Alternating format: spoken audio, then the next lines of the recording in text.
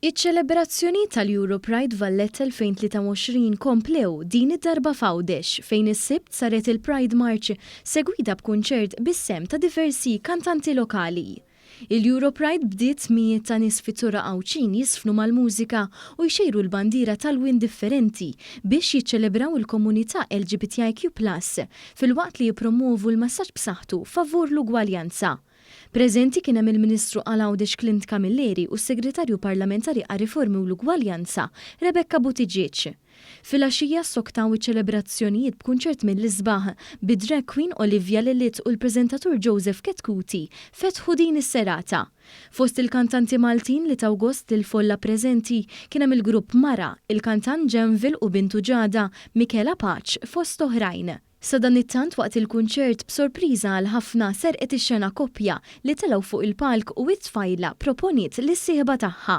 Filmat li xandar fuq il-medja soċjali il-mara tidher tinżel fuq siq waħda u tajt erba' tiklim mill-isbaħ għaliex iddeċidiet li tieħu dan il-pass tant importanti.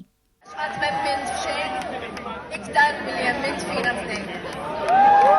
Il-Ministru għal Għawdex Clint Camilleri stqar li din iċ-ċelebrazzjoni ta' mħabba, diversità u ugwaljanza qiegħda timmarka l-istorja ta' Għawdex u ta' Malta fil-qasam ta' drittijiet soċjali u dan wara l-avvanzi kbar li jagħmel pajjiżna tant li fid-drittijiet LGBTIQ+ jinsab fuq qudiemnet fid-dinja. Narat li qiegħed hawnhekk propju preżenti flimkien ma' din il-komunità hekk sabiħa sabiex propju niċċelebraw id-diversità, niċċelebraw l-ugwaljanza u niċċelebraw ukoll id-drittijiet ugwali għal kulħadd u konvint li anke bħala gvern ser nkomplu naħdmu sabiex anke f'dan il-qasam nibqgħu minn qudiemnet fid-dinja.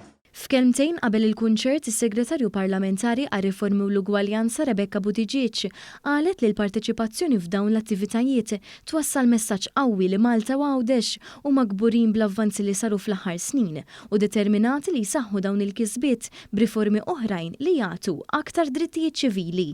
Is-sinifikat tal-Pride March ġewwa Għawdex din is-sena huwa aktar sinifikanti mhux biss għaliex hija t-tieni edizzjoni li qed issir din il-March, iżda anke għaliex ma stajniex ikollna ċelebrazzjonijiet tal-Europride mingħajr ma jkollna ċelebrazzjonijiet ġewwa Għawdex. Intant preżenti għal din iċ-ċelebrazzjoni kien hemm ukoll Catherine Camilleri, koordinatriċi ta' LGBTIQ+ GoZo, li esprimiet kemm bħala organizzazzjoni jinsabu kburin li parteċipaw fit-tieni Pride March f'Għawdex u ised dan il-mument bħala onura lija li qed isservi bħala rappreżentant tal-komunità LGBTIQ+ f'Għawdex. Għawdex huwa importanti ħafna lina u huwa sabiħ li qed naraw li anke bħala marċ innifsu qed jikber kull sena.